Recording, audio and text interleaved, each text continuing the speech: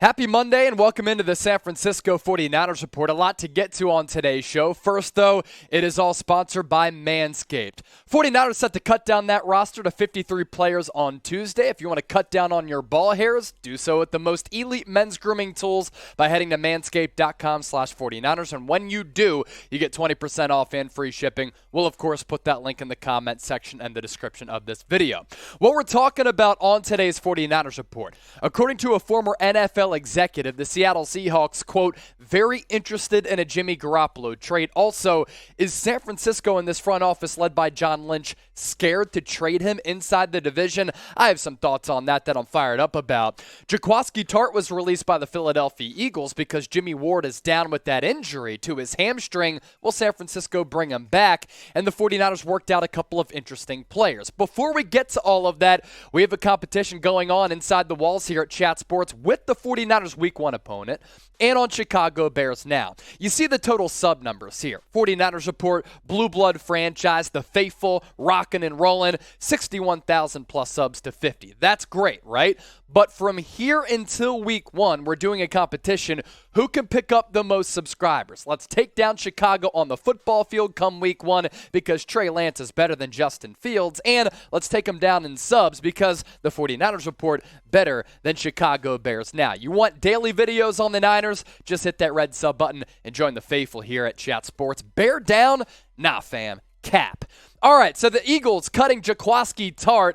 That's where we begin. So he's now a free agent, and I think this guy is good enough to be on an NFL roster, and I actually think that San Francisco, I tweeted this out, at Chase_Senior, should consider bringing him back. I wouldn't be surprised if Tartt was let go by the Eagles, and he hopped on a plane to the Bay Area, and he's visiting San Francisco. Now, I know a lot of you are hurt by this picture. So too am I, because I thought the 49ers were Super Bowl bound in the NFC Championship game, and late in that game, if Jaquiski Tartt comes down with this interception from Matthew Stafford, I think the 49ers are at least putting 3 points on the board, and they probably end up being victorious in that game. Then it would have been a rematch against the Cincinnati Bengals, a team who the 49ers beat earlier in the regular season in overtime. But don't let this drop fool you, because Jaquiski Tartt was actually pretty good last year. The former second-round pick out of the football powerhouse of Samford was really good next to Jimmie Ward. 66 tackles, 5 tackles for loss, 1 quarterback hit,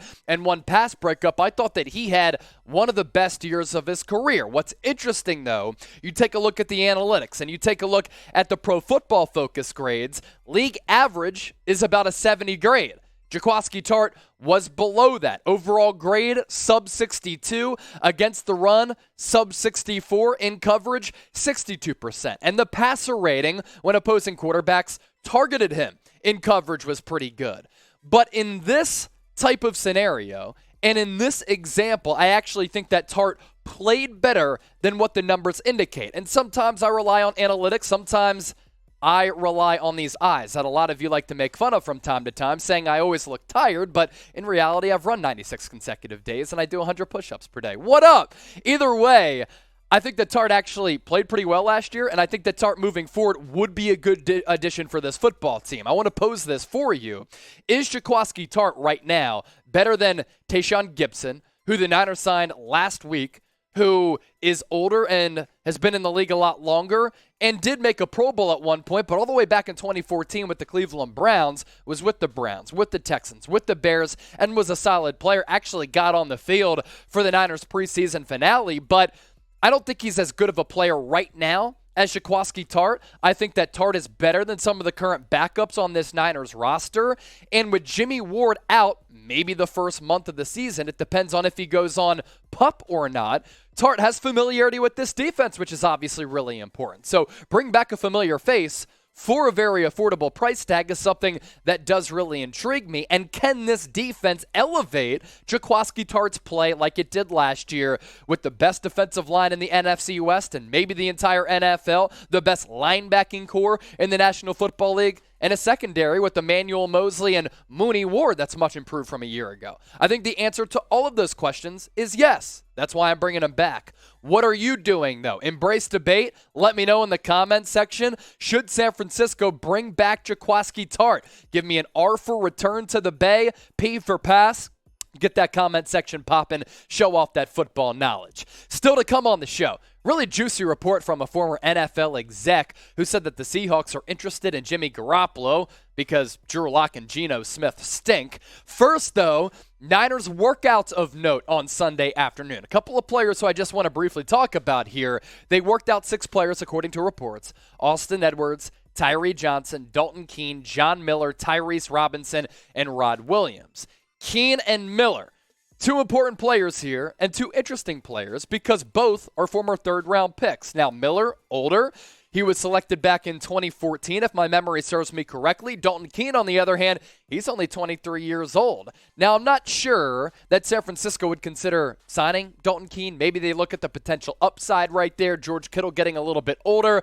But Ross Dwelley and Charlie Warner are good backup tight ends. And I do not think that the Niners would have 4 tight ends on the opening 53-man roster. Interesting nonetheless. Speaking of the 49ers roster, they're going to trim it down to 53 players on Tuesday. We'll be going live as soon as that happens. If you want to trim down on your ball hairs, do so with the Performance Package from Manscaped. The Lawnmower 4.0, the staple product with interchangeable blades, safeguard technology so you don't cut yourself up down below the belt because who wants to ever do that? A battery life that also lasts a really long time. But the nose hair trimmer is good because you don't need to be looking forestry in the nostrils. Crop preserver, ball deodorant, and the most comfortable boxer briefs that you will ever wear. I'm telling you, because I wear them myself. Manscaped.com/49ers.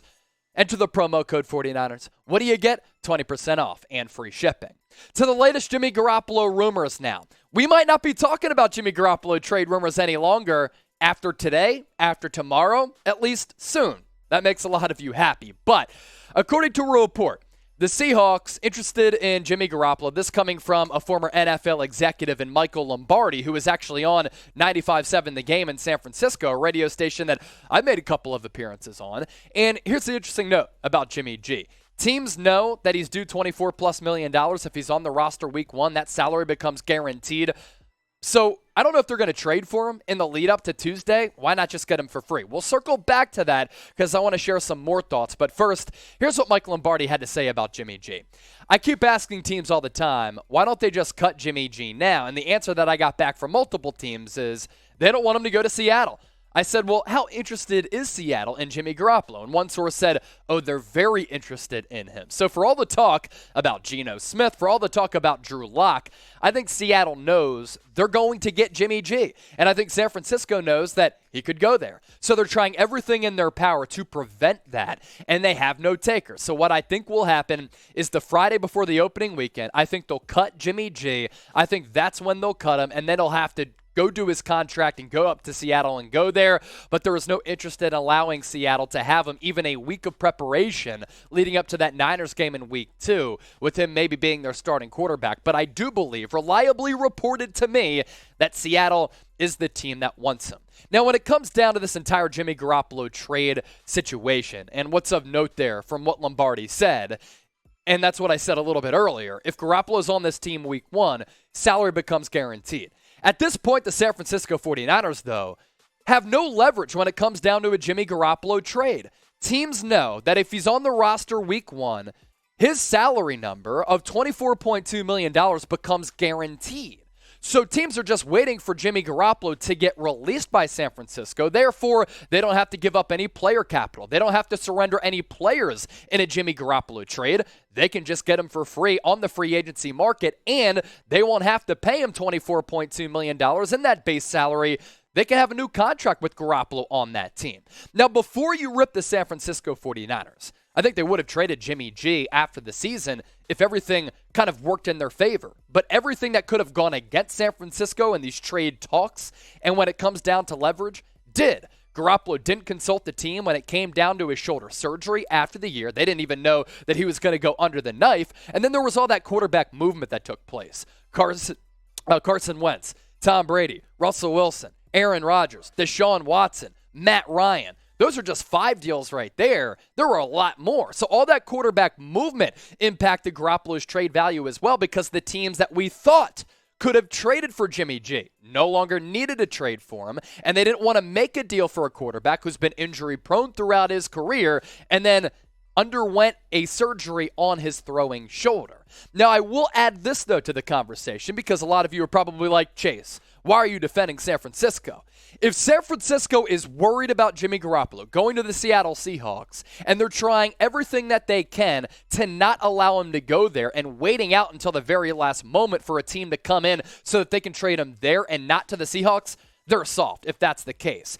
If that is the mental wherewithal or lack thereof inside the minds of this front office group, then they're scared, they're soft. To trade Garoppolo inside the division, who cares? You have shown confidence in Trey Lance. You moved up to take him in the NFL draft. You've said he's your guy. You're going with him over Jimmy G.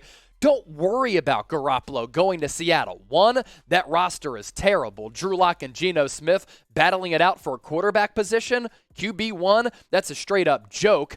Pete Carroll, I don't have a lot of confidence in him without Russell Wilson to win a lot of games, especially with Jimmy G. And we saw that in San Francisco. Kyle Shanahan maximized Garoppolo. Kyle Shanahan brought the best out of him as a player, and Garoppolo needs a good supporting cast. A quality offensive line, which the Seahawks don't have. A quality run game, which is a little bit unproven for them, even though I like the selection of Kenneth Walker. And then they do have some good weapons, but that defense is also terrible. The weapons, DK Metcalf and Tyler Lockett. Yes, you cannot be scared to trade away Jimmy Garoppolo to the Seattle Seahawks. I know that Seattle has dominated this team over time, but come on now. We're talking about the San Francisco 49ers. We're talking about one of the most iconic brands in the history of the National Football League, an organization that has 5 Super Bowl championships. Can't be scared about the damn Seattle Seahawks and trading Jimmy G there when you know what Trey Lance can bring to the table potentially. They're the seat chickens after all. Now, who do you think is better off, though, if Garoppolo does end up leaving? Are the 49ers better off without him? Type 49. This is something that Chris Sims had talked about. Do you think that it's Jimmy G who's better off, or do you think it's both parties? If that's the case, then let me know. Either way, get that comment section popping. Another reminder, we'll be going live tomorrow, Tuesday, as early and as soon as the Niners make their cuts down to that 53-man roster. We'll tell you who they cut and what the 53-man roster looks like. That's why you subscribe. Tuesday alert, real one alert. Type it into the comment section if you made it this far, and we'll catch you next time.